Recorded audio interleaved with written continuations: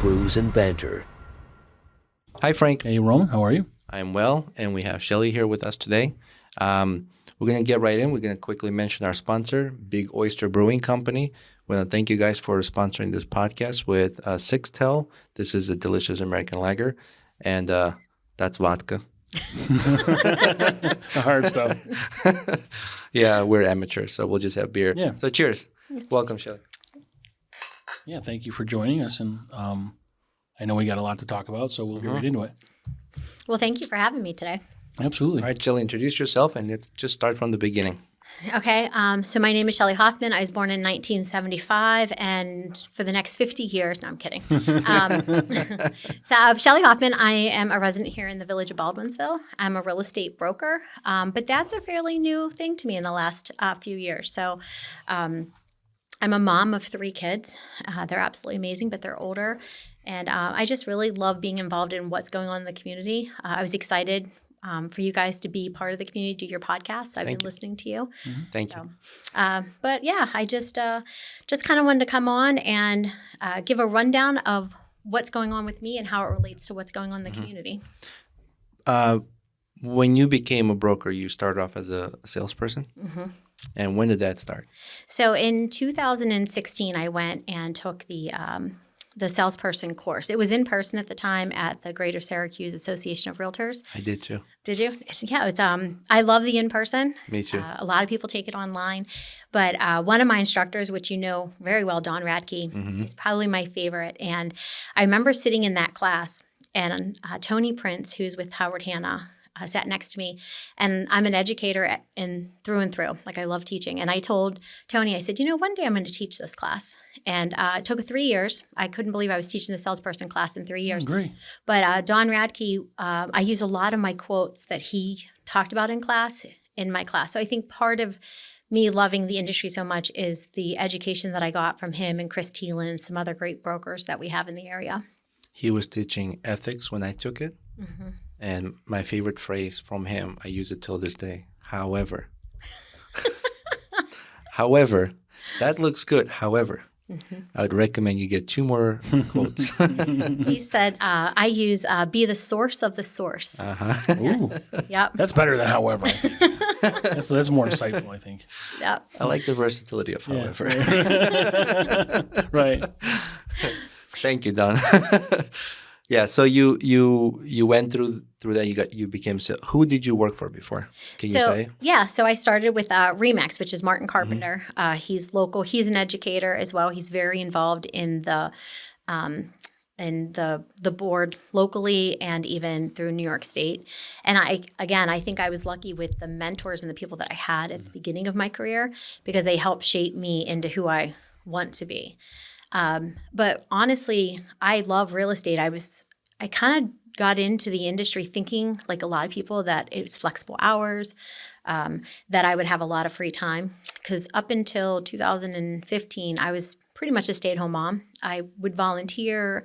I would work for friends to help them out. But when I started going through my divorce and I thought, okay, I need to have an income. I do have a degree from Penn State in secondary education, but I didn't have a master's. So even though I could substitute teacher, I couldn't actually, right? So we had bought quite a few houses, and I was friends with a couple of realtors in the area. They told me that I would be good at it. So it's all the reasons people get into it, where now that I've been in it for 10 years, those aren't the reasons you should probably get into real estate. Those are the reasons you start. Yep. Yeah. So, but I did enjoy the class. I enjoy teaching real estate, though, to be honest. Like, I love the transactions, but it's the education through the transactions that I love. First-time home buyers, investors. Mm-hmm. And every transaction is different. Oh my goodness! It's like you never know who your client will be, what they're like, and what kind of obstacles you're going to come across. And it's interesting, and it's got unique script to it, I guess. Mm-hmm. Like, how do you teach that? You got to teach a fundamental, good foundation, and then the other part, I think, is your people skills, is how you talk to them. But I love that you get involved with that and educate them in transactions. Well, and it's funny you say the word foundation, because I had just done a talk at a real estate convention talking about building foundations and the people you surround yourself with, right? So like I said, Don Radke, Martin Carpenter, people who will share their knowledge with you for the good of the industry were really who I was connecting with very early on. And I think if I would have started in the industry and been associating with people who are more competitive or more secretive and not willing to collaborate, I would have had a different experience. Sure. Start early in the career. That would be a difficult way to start. I have, friends who in martial arts, and they were students, but now they're instructors and have their own schools, and they have no support from their previous teachers, and it's so sad. But I like your approach. It's good to be involved, to surround people who want success for one another. Right. And if people around you help each other to be successful, then there's no reason to be competitive or, what's the word? Jealous or you don't want to get stabbed in the back either. Like that kind of behavior, I hate it. Well, and the community of Baldwinsville really had a lot to do with it. Again, I consider myself extremely lucky. When I first got my license and I was under Martin Carpenter, it was in 2016, and they said, you need to do video, right? But nobody was doing video back then. And Martin wasn't doing video. I don't know if Martin does video yet, but he told me, I like to talk. I have no problem being in front of a camera. And I went to Canada to get, it was called Video Boot Camp. And 2 gentlemen from RE/MAX were teaching it. And I made some great connections there, came home and started going into different businesses. And I would say, hey, can we promote, like Andy from Apparel Brothers? Tell a little bit about your business, and then I'll talk about the real estate market. That's how I met Renee from Latresse. The person who was going to do it canceled on me. Mm-hmm. So I put on my big girl pants, and I walked into Latresse, and I said, everyone says you're really nice. Would you, Show me how nice you are. Show me how nice you are. And here she had been on stage and stuff. So she was not camera shy. But when I moved up here in 2012, I was very involved in the school and my kids and my friends and Bunko. And I didn't know anything about the village of Baldwinsville, but it very much embraced me when I came into the community. And that's what I love about where we live, or at least, is they were there to support me. They didn't ask for anything back. So most people said, yeah, I'll do a video with you. And whether they ever watched the video or did anything, it didn't matter. But they said, this person wants help. She's trying to promote herself, and we're here to help her. And I just don't know a lot of communities that are like that. Mm-hmm. Yeah, we see a lot of support with all these people from Baldwinsville specifically, but even the other people we talk to, they're, it's mostly small business that we all talk to. Mm-hmm. And there is enough to go around, and it doesn't have to be this sort of any animosity or anything like that. So, and I know you're Beeville dedicated, and you love Beeville, and that's kind of where it started for us, really the last year or so, but I know this foundation thing we mentioned has sort of led you to some other. I mean, so you're a success now in your realty business, but that's kind of led you to some other things that you can jump from. Yeah. So the confidence that came from the support of the small community here, I don't have the doubt in myself to go to somewhere like maybe in Camillus or downtown Syracuse, or if I want to teach a course in Cortland, reaching out. Yep. Right. But I didn't start in business. Like I said, I had an education degree, so the running a business was more like watching my now my ex-husband, but he was very good at business. He was very good at making money and listening, like the dinner conversations. You don't even know what you're picking up on, right, if you just listen to that. But I started the real estate, like I said, because of the divorce. And so I was at RE/MAX, and then I had a brief stint at 2 other brokerages before I opened up HHC Realty.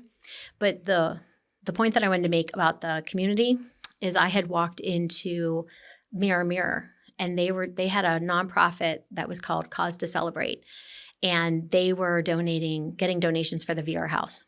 And so when I asked Stephanie and Heather to talk about Mirror, and they said, well, can we talk about this Cause to Celebrate instead? I said, absolutely. And once I got done talking about the Vera house, there was no way I could then talk about the 3-bedroom, two bath house, right? That was on Main Street. So that's where Heart, Home, and Community came from. I went from promoting real estate to my videos to promoting the community. And it wasn't until 6 or 7 years later that I opened up HHC Realty that the community piece came back to real estate, like kind of came full circle. So I thought that was kind of cool. But I had a really hard time promoting real estate and community at the same time. I really didn't know how to do it. And it wasn't the community or my friends or my support people telling me not to do it. It was my core, like my moral compass, I guess, that said, how can you promote nonprofits and people starting small businesses and promote yourself at the same time? And it is possible, but honestly, it took about 6 years for me to figure that out. What was can I ask, what was the challenge? What did you figure out? So I think that the challenge was that it's okay for me to ask for help or to ask for business. And and I'm not going to lie, by promoting other people, the business did come. Matt Hunt, who has been president of the Chamber of Commerce for a while, announced me one time, like introduced me and said, and Shelley doesn't even say she's in real estate, but she is. And I took a lot of pride in that. That was about 4 years ago because my business was doing well. But I didn't know if that was necessarily from a broker standpoint. Now that I own the business, if that's really what I wanted my agents to learn, is that you can't promote yourself. And I think that was just me being scared of that rejection. Like people like me, as a community member that didn't push their business. And I don't want to say I push my business now, but I'm not afraid to talk about my business now. Yeah, and it's not selfish. I mean, it's what can happen. And Matt's been a great ambassador for Beeville, even us. I mean, we've talked about quite a bit, but it doesn't hurt. It's not a bad thing to try to better yourself. As a community in this small town, and I love Beeville. I moved here in 2007 from a big city like Boston.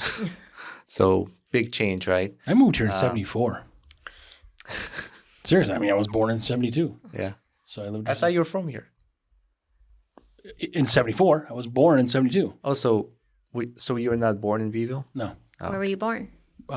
Syracuse, and then we moved to Bridgeport. So I'm still local. See, all these years we've been together. Didn't even know. I'm just lying to you about everything else. This whole community thing just went out the window. Let's see what else we can discover. Right. You don't want to know. Don't scratch it.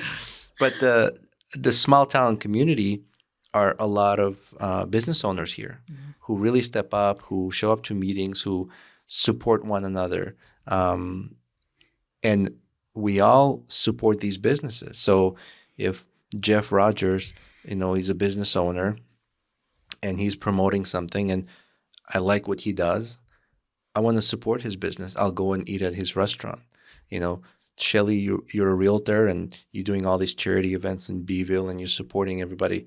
Well, next time I want to buy a house, or say my kid wants to buy a house, like, yeah, let's talk to Shelley. Like, that's what the community is like. It's not so much, I don't want to promote myself. You should. And the rejection you'll get from those maybe who are jealous. And I tend to just kind of like, all right, well, I'll weave those people out of my life. I don't need that. Yeah, the rejection you're getting is probably from someone else that's promoting themselves. Yeah. Well, and like I said, I haven't really experienced it, but I have also focused a lot of my business on the education piece of it. So I teach for the Greater Syracuse Association of Realtors. I serve on the board of directors, and I love that. But those don't necessarily pay the bills, right? That all the volunteering that you do, you still have to have something that actually pays the bills. Teaching is a little bit, but you don't get rich teaching, at least not in real estate, Yeah. But I enjoy it, and I love being able to answer the questions. And I, as we were talking about Don Radke, code of ethics and agency are my two favorite topics to talk about because I think they're important and they get overlooked a lot in our industry. Absolutely. Yeah. I don't want to keep saying what I do and how I face these things. It's about you today, Shelley. But you do face the ethics issues with other realtors and clients. And you kind of need to like reel them back. Like, look, don't forget the foundation, or talk to your clients like, I really can't do that. And I love that you're teaching that because I feel like you're saying that is being overlooked often. I'm going to say this, but it's maybe generational. There's less respect for one another. I feel like as new people coming into this industry, they don't understand this is person to person. This isn't you sitting from the office and communicating through emails and phone calls. You meet with these clients. You constantly meeting at the houses and showing them places. And if you lose ethics in that field, and when you deal with face-to-face clients, you're gonna come off as I think, bad realtor or bad in any business. Well, in life, I mean, it kind of trickles into your own life. Yeah, you lose the side of ethics in business or life. It's downhill from there. Mm-hmm. Well, I always say we are very much in a collaborative, competitive industry. Like we obviously have to compete with each other. There's like 1,800 realtors just in Central New York alone. But your reputation is and that's any industry, right? If you get a bad reputation, it's very hard to overcome it. One bad decision could cost 3 or 4 transactions, if not years of transaction, because people remember that. I don't know if you know John Adolfi. He just passed away. He is Don mentioned, yeah. Yeah, he was amazing. He would. I had transactions with him, but even if I looked at one of his properties and I had questions and I was new and I didn't understand foreclosures, he took the time to explain things to you, right? So we have like these great, I call them like iconic people in our industry. And again, I was lucky. Those were the people that I was connected with very early for whatever reason. I talk about the universe a lot, like lines you up with people that you want to line up with. And so to me that, obviously I feel bad for his wife, who's also a realtor, but just to see that it's like, you're talking about ethic and there's people that you look at that you're just like, you really look up to them in our industry because it is easy with so many people who they took the online class and sometimes you don't know what you don't know. Like, the state test doesn't have code of ethics in it. Yeah. As a realtor, you have the code of ethics. You're going to get me talking education and real estate, and then you're not even going to know why I came on the show. But I love our industry. Absolutely love our industry. We'll get into it. No, I think it's important. I'm glad that you are continuing to teach that. It's an important part of not just realtors, like Frank said, in any business. You lose your ethics, and it's tough from there. Well, even like take your show, right? Before we went live, you talked about what you learn about people and helping them share their stories. If you weren't listening to them and you weren't engaged in the story that they had to tell, you wouldn't continue to get guests, right? Your show wouldn't grow. So, I mean, it shows the type of people that you are, just the way that you handle the show and the people that you have on and the people that want to come on your show. Yeah. Thank you. My wife always asks, what do you guys talk about for 2-3 hours? I said, once we get talking, it's just interesting, I would have said, don't you ever watch? She does. They choose not to, yeah. She doesn't. It's safer that way. No, she doesn't. And, I sometimes don't have time to listen to our own show. I'm just so busy. Oh, I told you, I don't listen to myself. So I will listen to this show because it's your show. Yeah. But this is also a good example. Here we are, both realtors from different brokerages, and yet we are at the same table and helping promote you. There's enough. Take there's a enough lesson. for everybody. Take a lesson from here. Like there's no need. Yeah, we all want to succeed. Yes, inventory is tough, but I think if we all work with each other, it's business for everybody. Oh, absolutely. For sure. Yep. Especially with the growth that's coming along, it's crazy. Oh my gosh. Yeah. That's kind of what I wanted to come on because yes, I'm a realtor, and I'll be honest. Sometimes I said I don't really promote my business that much in the community. There is this balance because sometimes when I first started doing it, people thought that there was this alternative motive to why I was doing it. There's just really, like, I love the fact, like, even what you guys are doing, but I love when people give their time. Like, they're not watching television for 4 hours at night. They're actually out volunteering. So if you look at my really close friends, like Tina Solomon, Katie Reap, they're giving back to the community. Yep. And I just thought, there's got to be a way, and now we're going back years. There's a lot of ways to showcase them now. But going back like 7 or 8 years ago, there really wasn't. So I would take my cell phone and I would just go to an event, hold my cell phone up like a selfie, and just do a live video, right? And showcase exactly what was going on. And a lot of other people were doing that as well. And that's why I think, with social media becoming more I don't know, less about ads and more about community, right? Sure. Depending on what you pay attention to. And you have all these community pages. People want to know what's happening. Where do you find out? There's not newspapers anymore. There's not, a lot of people don't watch the news. So it is social media or podcasting, but you choose what you give attention to. So by giving more attention to nonprofits and stuff, I found that my feed was focused more on community and what was going on. And I just was learning and growing. Right. But when I was doing the live videos, everything levels up. I mean, I look at the equipment you guys have here for your podcast, and you even said from the time you started till now, you've gotten new equipment. So those selfie videos, they just weren't cutting it anymore if you wanted to elevate, right? Right. So then I started doing, it was called StreamYard. And I was doing StreamYard videos. This was pre-COVID. So I was going and talking to people in person using this StreamYard for kind of editing purposes. PAC-B TV started doing something called Ask the Expert. So they asked me if I would host that. So what I found was I was doing Ask the Expert for PAC-B TV, but I lost my pipeline for real estate because even though I wasn't promoting real estate, doing it on my Shelley Hoffman business page was promoting real estate. So I told Cindy Clark, I got to mix it up a little bit, like do a little bit for PAC-B, but also do a little bit for me. Well, then COVID hit.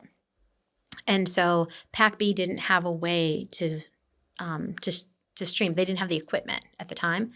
So that was how I started getting to where I was talking to Dick Clark, the mayor, and Bob Wicks, the town supervisor. And I just remember Cindy said, I think you should talk to my brother. Now that's at the mayor at the time, that was brother and sister. And she's like, he doesn't want to do it, but he needs a platform. He needs to get out there. And he was on a couple times, yeah. He was on more than that. He was on weekly. Yep. Yeah. And he was the last one. I mean, he turns out he really loved it.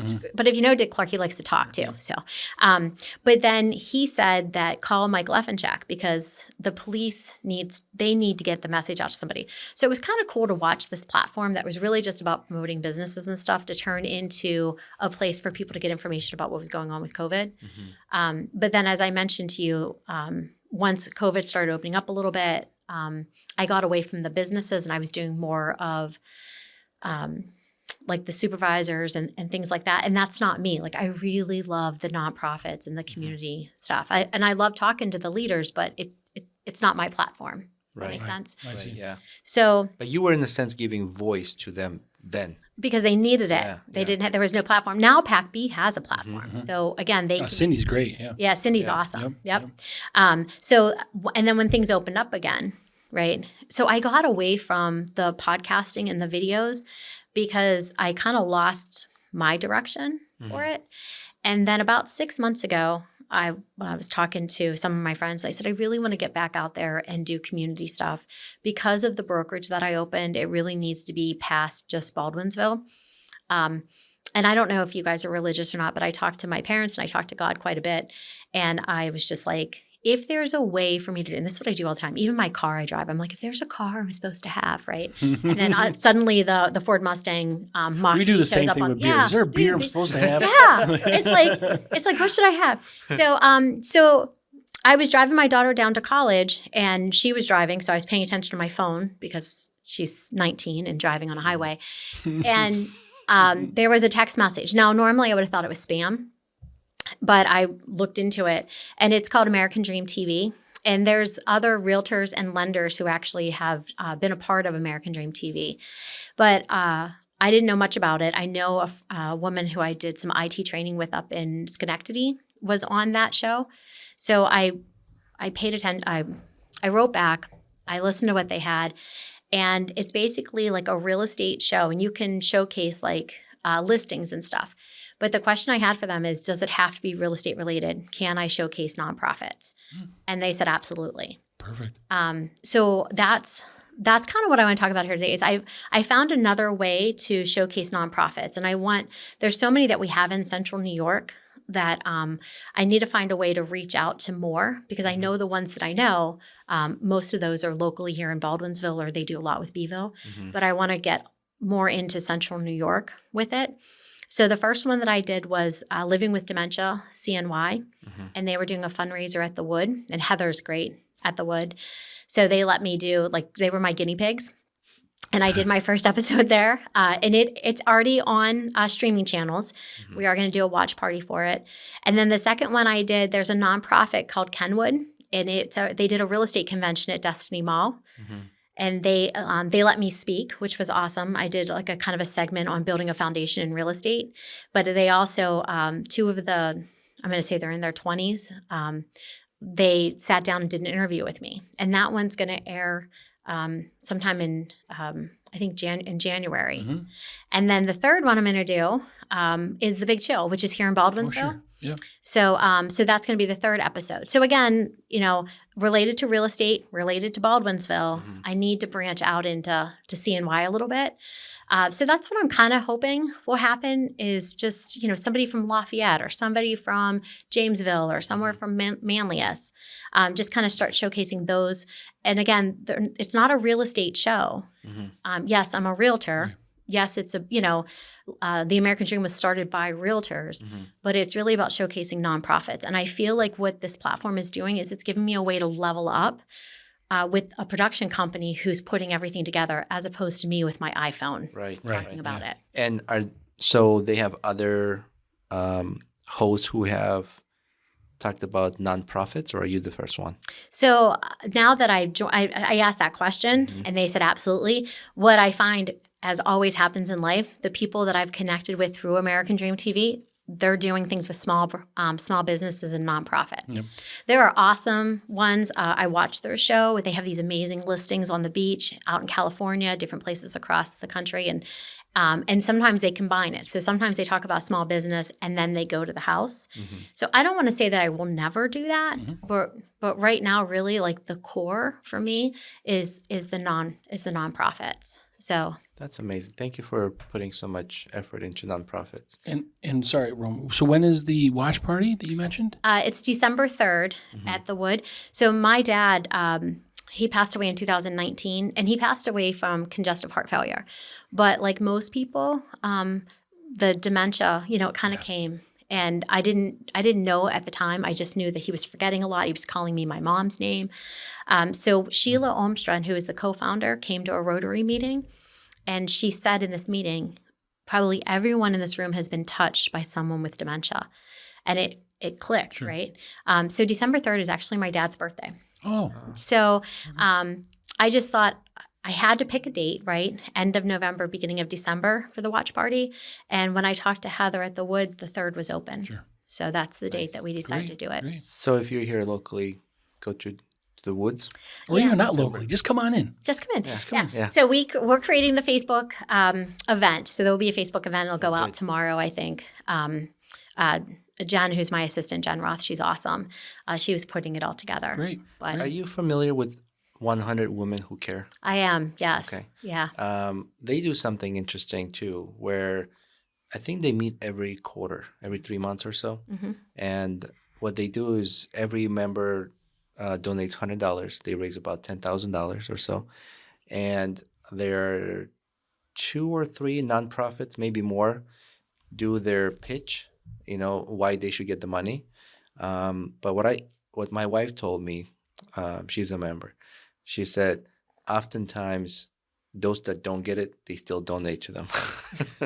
So like that, the one who won will get the $10,000, but they also donate individually on their own, not through their organization.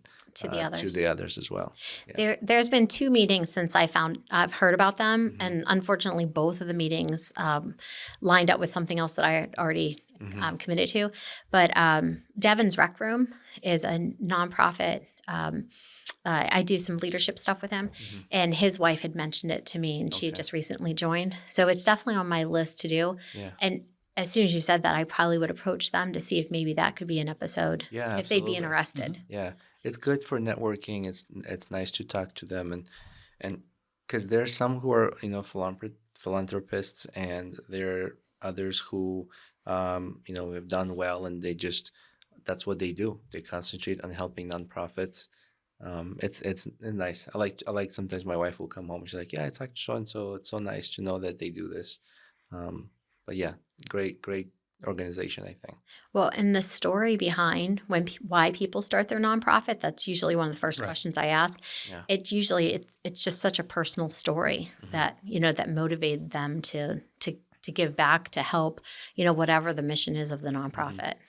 When I moved here in 2007, I was dating my wife at the time. And so her family was in this association, and I got involved. So we finally registered as nonprofits. I'm on board of directors, and we do programs for kids' education, but also for families, and we do like food banks. We feed the hungry. So we do all these different activities throughout the year in Syracuse, picnics and things like that. So it's not until we became like nonprofit and I got more involved in it that I understood how many lives we touch and changes we make. So it just as an experience, I wanted to share that what you're doing too is important, and I love that you do that. Well, I don't know why, but I feel like one of my missions or one of my talents, I guess, is to give a platform for other people to tell their story. Mm-hmm. So as you may get from there, I'm not the best at telling my own story sometimes, but I love listening. And even when I try to tell my own story, I wind up listening more to the other, because you learn more from listening than you do from talking. Yep. Absolutely. Right. And this is limitless with, this program you're starting now and these nonprofits. It could be any topic, any area, any arena. Like, there's lots to I'm sure be able to pick from, but and you won't be able to get them all. Well, so it's funny, like American Dream TV, it streams on the streaming platforms like Hulu and stuff. But if you have like an episode that has a ton of views, you could wind up on HGTV or the Travel Channel or something, right? And somebody said, "Is that your goal?" And I'm like, I mean, not necessarily. Mm-hmm. It's just about helping nonprofits who don't have a large voice, to give them another platform to tell their story. And if that happens, fine. If it doesn't, going to HGTV will help them. Yes, that's what I would like for them. Yeah. But if it's local, and that's why I said, like, I'm as a realtor, I'm not a realtor typically in Skinny Atlas, right? Like where you have like maybe the more high end homes, and I know some people love to be the luxury listing, and again, I'm not going to know. I don't know where my future is going to go, but I still love the first time home buyers. Mm-hmm. I remember in 2016, I loved helping people get the $79,000 house. Now a $79,000 house, it's a down payment. Yeah. Or it's going to be renovated. It's going to be, you have to buy it with cash because it has so many, problems in it here locally in, our market, right where we're sitting. But there's something about helping somebody buy their first home that is just absolutely rewarding. But I think it's the education of it. Well, that could be your niche, like the what's the guy, Tom and Ellie, the DWI guy? Oh, yeah. You could be like Shelley Hoffman, the first-time home buyer lady. Or like who's the other guy that does all the Stanley offices, does like car accidents or something? He just specializes in car accidents. You come up with a tagline and I'll use it. Yeah, okay. We'll figure it out. But that'd be perfect because, you're good at it, right? Mm-hmm. And you like to do it, and people need that. So. Yeah. And you like to teach. Yep. I love to teach. My favorite is when I hear how enthusiastic a young person is to become an investor in real estate. I get excited. I was showing a house, and this young guy came to look at it. And I said, "Is this for yourself?" He said, "Yeah, but I'm not going to live in it." I said, "Is this like an investment?" He goes, "Yes. I'm just getting into investment." And I was like, "Man, here's my card. I consult. I help. Let me give you 1 hour, first 2 hours or something for free. I'll at least give you resources." Yeah. We had the conversation. You're the source of the source. Yes. We had a conversation. Nice. Well done. We had a conversation after that. Then I didn't hear from him for a few days. Then he calls me back. He goes, "I just want to say thank you. Just that 2-hour conversation, you helped me so much." I said, "Well, you have my number now. If you need to connect, if you need more help, reach out." But I was just I was so excited. I gave him free advice, Yeah. And it's not, I wasn't after money. It was more that here's a young person who has this drive, who wants to take these chances and risks like you talked about before. Why not motivate? Why not push that drive? Let him succeed. Let him do well. And then, maybe he'll do the same, like kind of like past. Integrity and happiness, that's all a form of currency. Yeah. I mean, really, it doesn't have to be money, but if you're happy doing it and you're good at doing it and it makes you feel good, then fine. The real estate convention that they had, the nonprofit Kenwood. So it was SUNY Oswego school, students, but the nonprofit is to give them hands-on experience. So they raise money and they send students to real estate conventions across the country. But this convention, there was, it was very much represented by different brokerages and then just the students. But in the classroom that I was sitting in, a Central Square teacher brought 3 students because they have an entrepreneur class. And what I learned a little bit about Micron. I learned a little bit about different things. But what I took away was the entrepreneur opportunities that are now in high schools and college. Because, again, when I was in school, we took business classes, but it was really like just basic running a business. It wasn't thinking for yourself, thinking outside the box, creating something that doesn't exist yet. And so I thought that was kind of neat. And the teacher reached back out to me and they want me to come talk at the school. So that's, again, I love real estate and I would never give up real estate. But if I can find ways to empower people, kind of like what you were saying, empower them to make a change, to do what they're passionate about in their life. Because there's just too many people that punch the clock and go home and, eat whatever for dinner and watch television. And if that's the life that you want, great. But that's not the life you want. Yeah, when I didn't even know that my life was an option. I don't regret my marriage at all. I had a great marriage. I love my kids. But if I was still married, I wouldn't be sitting here talking to you guys. I'd be at home probably watching whatever series. American Dream TV. Yeah, I probably would. I was watching HGTV. I will tell you, since I got my real estate license, I do not watch the HGTV like flips and stuff like that. Yeah. I was talking to an agent at a different brokerage, and she was at a final walkthrough, and it was not going well. And she just said to me, she's like, "They don't show you this on HGTV." I'm like, "They do not show you that on HGTV." Sure. Yeah. When I lived in Boston, I worked for a friend of mine, contracting company. And the house we were working on, few doors down on HGT Extreme Makeover Edition, was happening there. It was 24/7. At night, they have these lights on, and it's like ants, right? So when the show was over and they're done, so the owner knew the guy I worked with, and we got a chance to go in and take a look at it. I would not buy a house. No, I was going to ask you. I would not buy a house that was done by HGTV. Everybody is on top of each other. There's no oversight. There's no quality control.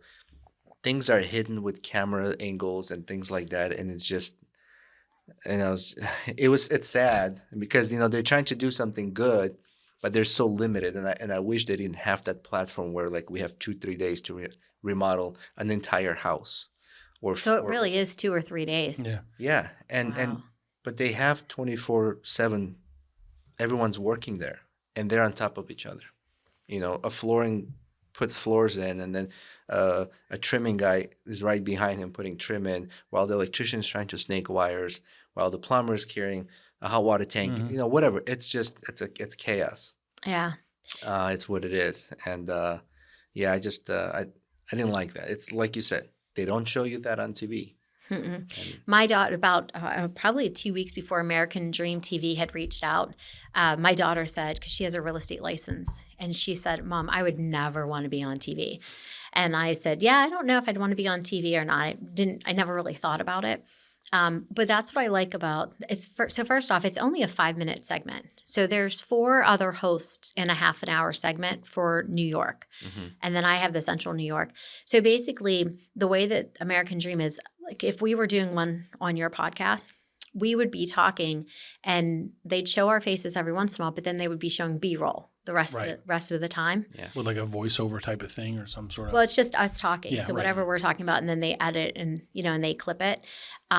That to me is real life, real TV. It's not scripted. It's not like I wouldn't want to be on TV where they take what you say and they put it out of context to bring more views in. Yeah. Right. Sure. Yeah. That kind of television. But it was funny when Tay said, I'd never want to be on TV. What about you? And I'm like, oh, I don't know, honey. I never really thought about it. And then, a month later I called her and I said, hey, and again, I don't know how much it's necessarily going to be viewed television wise. The idea is, again, we get the reason it's a partnership is because you have rights to the license. So once it airs, they give you all the footage and you can get all the additional B-roll and put that out there. That's really nice. Yeah. I'll tell you something you can do with it after the recording. Okay. But I love that. I love the short segment and that it's not scripted, like it's organic, right? Like the originality of it. Because we talked about when we first started, it's like I don't know if I can give you a natural reaction just to something we already practiced. So the fact that the show is doing this and not pre-recording, not feeding what's going to go popular, that's nice. And are they also on like YouTube and other platforms? Yeah, so hopefully they won't watch this episode because I should know every place that you can see it, right? Just say yes. Yes, we're everywhere. So on my television, I have a Roku TV, and I downloaded the American Dream app. So I watched. Okay. Yeah, so I watched even before I did a segment. I just watched a lot of people and how they did it because I was a little bit nervous. And so you can have the first person who came out and recorded made. Kind of like in real estate, how we have video, we have camera people that are real estate related. Well, for this, there's different production companies and they have a contract with American Dream. So American Dream says, okay, Shelley Hoffman wants to do a segment on this day. Who is available? But you have to have a backup plan B. I'm not good with backup plans. Like, so that real estate conference, it was one day. The Big Chill, it's one day. Sure. So hopefully I never need a plan B. Right. Maybe you guys will be my plan B. I'm gonna have you guys be my plan B, Last right? minute, you guys free? Isn't Plan B like a pregnancy thing? Yeah, it is. I thought about that after I said that. Yeah. Sure, we'll do that for you. We're team You players. guys are the best. We're team players. I'm in. Yeah, but we'll help anything we can also, Yeah, for yeah. sure. Yeah. Yeah. So it's just, I just think it's just another medium, right? It's a way of getting information out there. And I don't, again, how much time do you guys put into the podcast? Right. Plus you're a realtor, plus you have other things going on, right? That was my problem. Like I wanted to do it. Like the drive to me to do videos on nonprofits or small business was so strong. But again, I just didn't have the time. So, I know that we were talking before we went live that there's always like kind of criticism, like, people, whether it's jealousy, whether it's whatever the motive is to be negative. I'm very honest. I was talking to Tom Terry from Move Realty, great guy. And I told him, I said, I'm partnered with, it's a marketing thing. Everything that we do is a marketing thing, So, I can hear in my head when I was signing up for it, people saying, well, she pays for that. And I want to be like, can I swear? Because I want to be like, no shit, I pay for that, right? Yep. I'm not a swearer, but I'm like, no shit, I pay for that. I mean, you pay for all the marketing that you do. I'd been paying for it if I did it myself. So I think it's great that American Dream says, hey, we'll partner with you. We need a show. We need people to host the show. You want to, showcase whether it's yourself, whether it's homes, whether it's your community, whatever it is you want to showcase. And we're going to team up with you to do that. And I'm absolutely like honored to be a part of it, to be honest. That's great. And it's nice that, like you said, you record it, you just provide the content, and they have the team to do all the rest of it. Yeah. You don't have to worry about that. And they give you the rights to the content. That's awesome. Yeah. Yep. I haven't done anything with it yet, I'll be honest. Yeah. So I appreciate our conversation after this. Yes. But I did a video today at Mercer Park. And I talked about the first episode that I recorded and that it's now live, the second one that I recorded last week, and then the one that's coming up for the Big Chill. And I did ask the chamber if they cared if I did it. And I have had no resistance for doing any type of recording or anything. So That's great. Yeah, the chamber specifically is very, very easy to work with. And these other ones we talked about, Kiwanis and Rotary, things like that. So that's the nice thing about our community. Yeah, oh yeah. Well, and I don't know if I said this or not, but I am a Rotarian, so they didn't have a choice. Yeah, there you go. Right. Yeah. Good. You didn't say that. I didn't say that, yeah. But it noted. Noted. Plan B and Rotarian. That's right. I love, I've said this before too, I love Baldwinsville, or like we say Beeville. There's a show called Virgin River. You familiar? No, I'm gonna get so much shit about this, but You're gonna cry. He's gonna get teary-eyed. no, it's this like a Hallmark show I watch with my wife. I got this for you, Roman. And I don't want it back. You keep it out. so it kind of reminds me of this like little Hallmark show. The Beeville is like that. That gives me that vibe. I talked to a friend of ours, Michael, who is like a videographer. He does edits, and we're trying to put together like a script of like a plan of how to record and do like almost like a marketing video of Baldwinsville. Very cinematic with the voiceover and things like that. Maybe interview some local people and kind of add that into it. Long project. It just gives me a lot of ideas and views. There's a sunset and I'm driving over the bridge and I'm like, man, that's a perfect shot right there. And I'm always on the road, not just because of real estate, but the construction business and all that stuff. I'm always on the road. And my wife jokes, she's like, why are you the only one who like always in these weird situations when you're driving? I said, because I drive a lot. My truck has 230,000 miles. It's just, and yeah, like I see these moments, I see these people, kids maybe playing in the playground. I'm like, what a nice highlight right there. And just want to show people, like show the world how nice this town is. It is. During, so again, very not professional at all.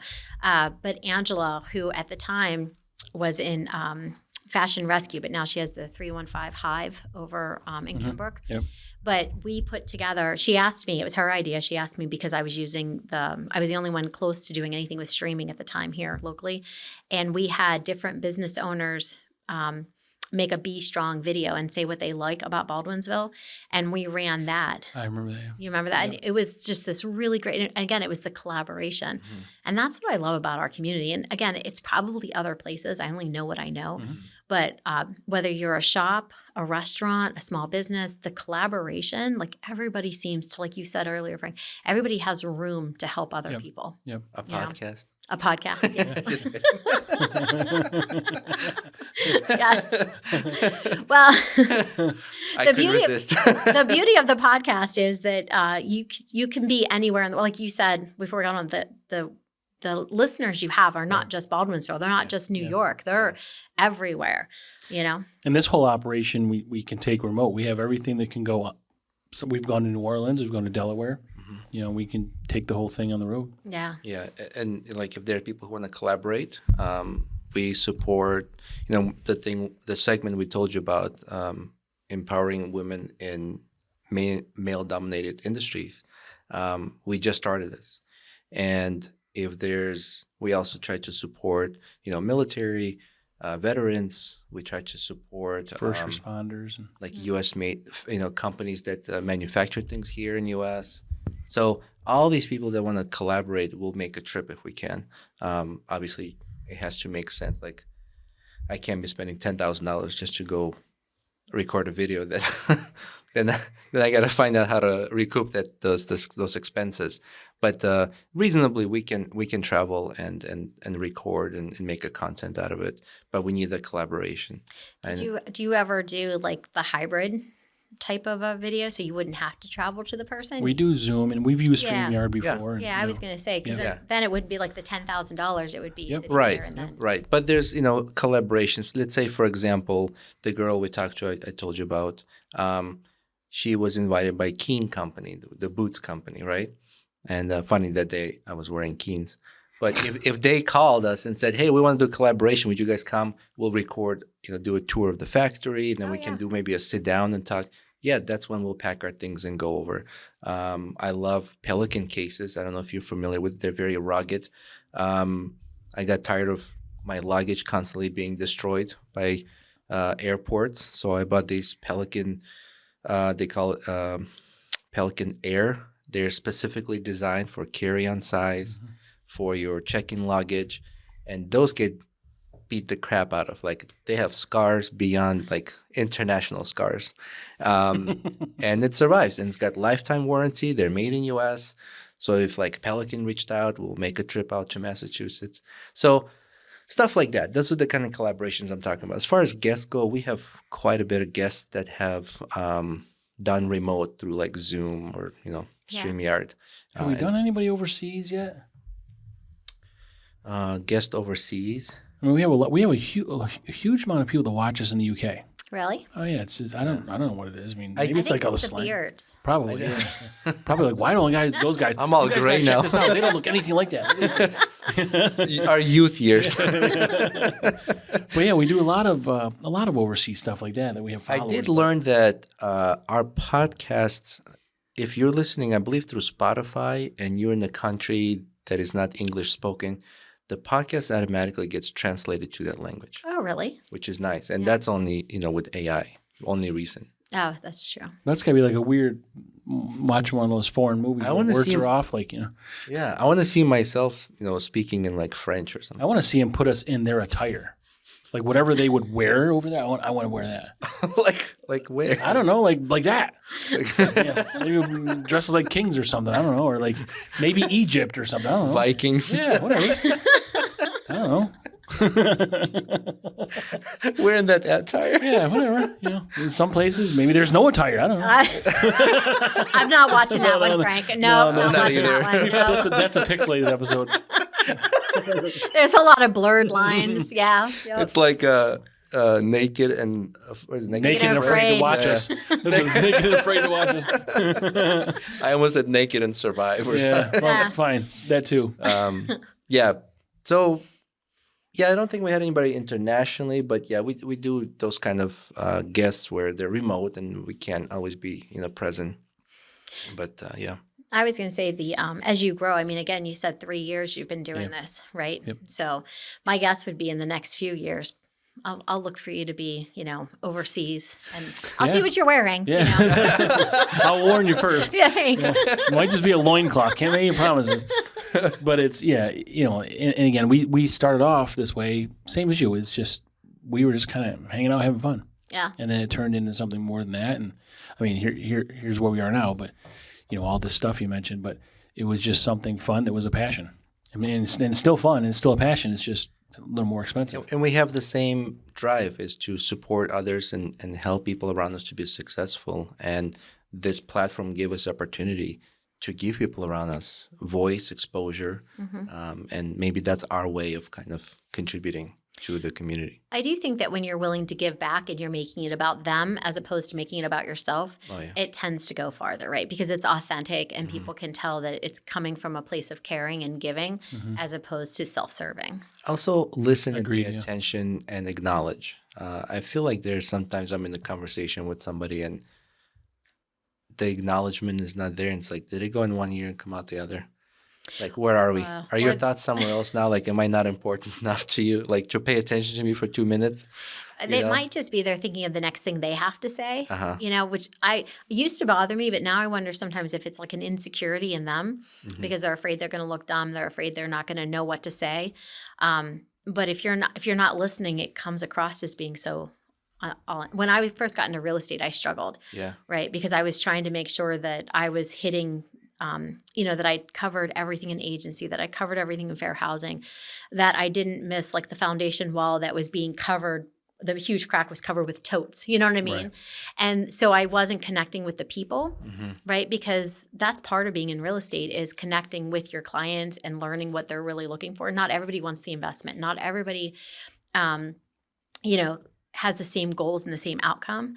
And I found that I really enjoy real estate more once it became more natural, right? So same thing with podcasting. Yeah, right. Yeah, like as more knowledgeable you become in the field, the less you need to have those backup thoughts, and more you can pay attention to the person and then respond like as needed. And also not being afraid to call and say, hey, I forgot to tell you. Oh, yeah. Right? Right. Because, Or your podcast, you can't go back. You can't go, hold on, we got to go back on air for a minute. Right? Yeah. But in real estate, you can call and say, hey, I forgot to mention, or, did we And I'm look sure at it's this? appreciated. Yeah. Yeah. And say, I don't know. Why is that so difficult for people to say, I don't know? But I will you give know you what? the I answer. don't know, Right. but I'll find out, and I'd like to know myself as well. Yeah. Yeah, I think it's something about maybe ego or I find people just not being able to admit they don't know something and afraid to admit they were wrong about something. Yeah. The first few podcasts I did, it was the same thing. Like I wasn't able to listen as much because I was more concerned about what was I saying, what was I going to ask next, or what was I going to do. So the flow of it wasn't there. So going back to the ever changing and evolving podcast that I have, it's just I've now taken the approach of I'm there to learn about them, and when it's natural curiosity, the questions just kind of flow out. And luckily, I haven't had a guest that I didn't enjoy learning about. Right? Yeah. Have you guys had that? Like where somebody's on, you're like, oh my gosh, is this person ever going to stop? No, I don't. Not kind of. Yeah. But that's kind of why we did this together, because it would be very difficult, I think, for both of us to do it individually. We haven't had We've only had one person we didn't want to do. That flat Earth guy. One person we had to turn down. Oh, well, it wasn't me, so thank you. You're welcome. Yeah, Thank you for not turning us down. He wanted to have a debate about flat Earth, and I said, Frank, this is going to just turn into an argument. His whole platform is just that. Like he wants you to say that it's not flat, so he can argue with you about it. Oh. And I'm like, well, how many beers and exhausting is this going to be? You know? And I watched his stuff, and I said to myself, I can see this being an argument between him and I, back and forth, because a lot of his information is not backed by research or anything like that. It's just like, well, see, this is happening. How do you explain that? You don't have an explanation. So it's like, no, that's that's the only. So it wasn't even. I have an explanation, but it's going to go back and forth. Yeah, and everybody else has been fine. We don't really. Yeah. There's really been nobody. Hope you're having fun. Yeah. Well, so I mean. Again, when we started, you're like, what do you want to talk about? I'm like, oh, I have no idea. But I said I did want to get out about American Dream. But same as you, like talking to me, being a realtor opened the door to so many other things that we can do. What a great career! Like it is. It's just like it teaches you people skills, right? Like opens opportunities into different things. Running a business. Just the people you meet, all different,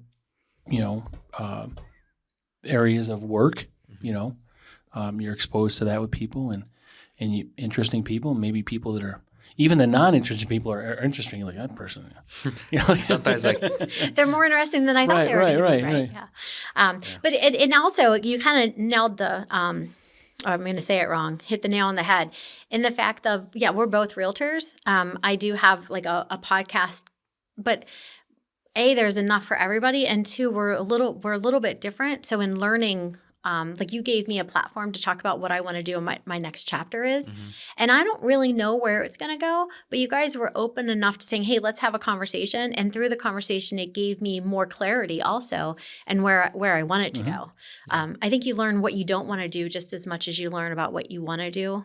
And you mentioned earlier about people not being afraid to take that chance. When it started with your realty business, but then. Kind of where you are now, it's okay to make a leap and make that decision, and probably you regret if you don't. Yeah, well, and a lot of the clients I work with in real estate, I don't know if you find that you have like the repeat type of clients over and over again that you're helping them with different things, but it's a personal connection, and that's kind of what I want my life to kind of go towards when I talk about speaking and workshops. Is I have I'm creating this book. Hopefully it'll come out in like February or something, but it's not a book like you would read. It's a workbook. And it's basically saying, okay, this is what I did. And then there's a section for you to say, for the other person to say, what would that goal for me look like? And then this is what I did. And this is a struggle that I had. And what would that look like? So on my next agenda things that I like to do, kind of like you said, you have multiple things that you do, is I want to find places to go and just small groups and work with them and show them. So in the real estate convention, there was a woman who just started going through a divorce and she got a real estate license. And she teared up in the class because she doesn't know what direction she's going. And my purpose is that's okay. You don't really have to know. You just, what's your step that you're taking today? And then what's the step that you're taking tomorrow? And did you have to take 3 steps back and have a sad day? Okay, that's fine too. So I kind of fought that being something that I did feel like God was putting me in a position to have that conversation with people. And I thought, well, I don't need to empower women. Women are people, men, women, anybody. But But I would say I've probably been more receptive in the last 6 months to a year that I keep coming across people who are in their mid-40s who went through what I went through in my mid-40s. And they're having conversations with me. Well, how did you get there? Mm-hmm. And it made me stop and reflect. How did I get there? Because I was just living one day at a time and crossing my fingers that it all worked out. Mm-hmm. So I've done a lot of reflecting. And so the American Dream and the podcast, to your point, that's my fun, like connecting with people. But the reflection of, actually sitting in the pain of what I went through to get to where I am and what were the steps and the mentors and the people that helped me get there. Mm-hmm. And that it's being open to talk to people about what you're going through will get you farther than holding it in and being afraid to admit that maybe you made a mistake or maybe you failed or maybe like all that negative stuff. Because there's people out there going through the exact same thing you are. Yep.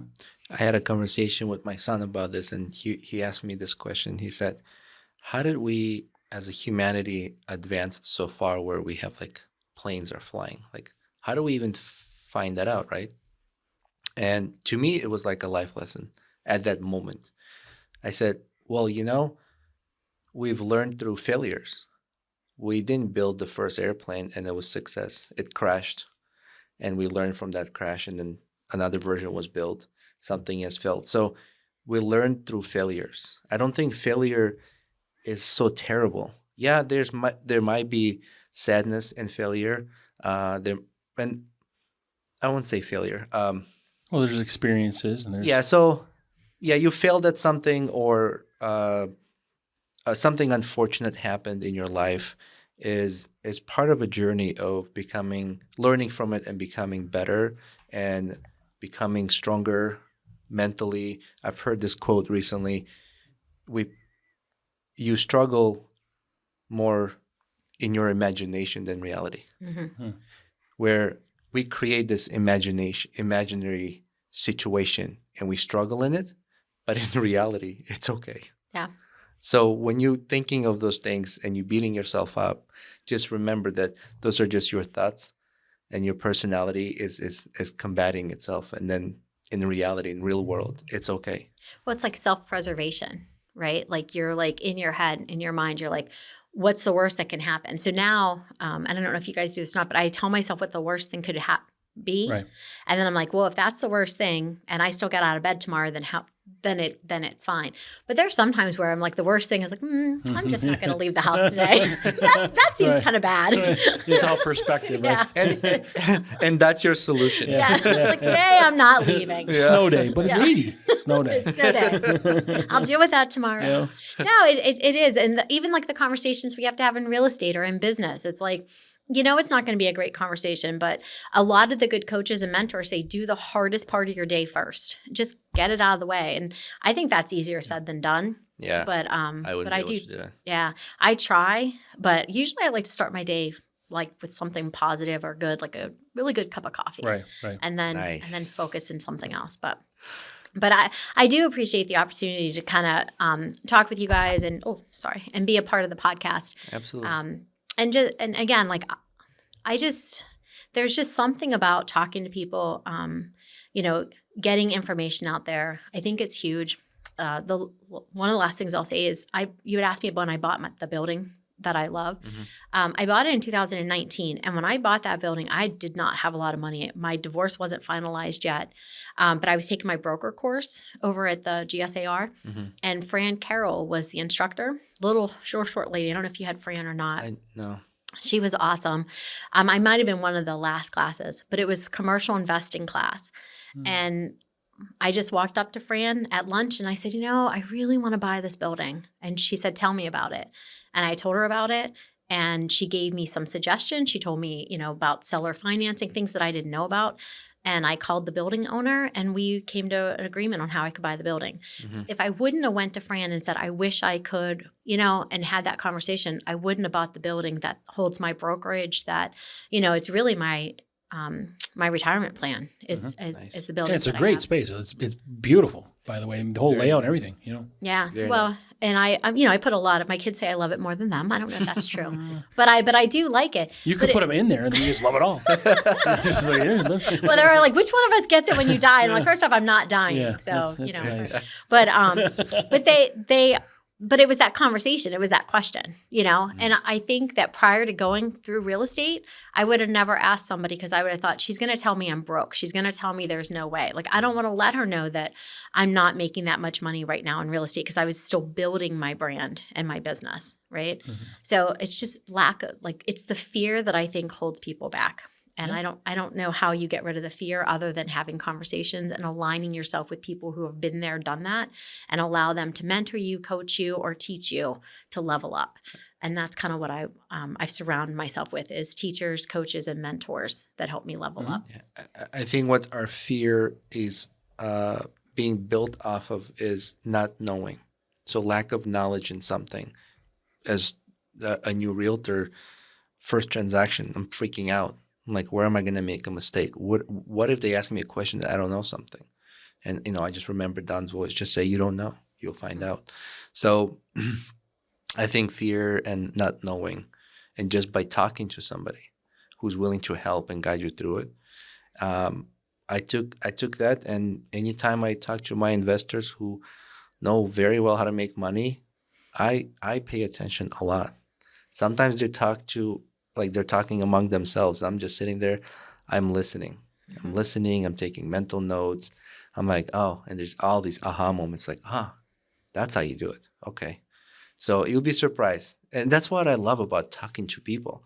The COVID was so difficult. It's just like, how do we not interact?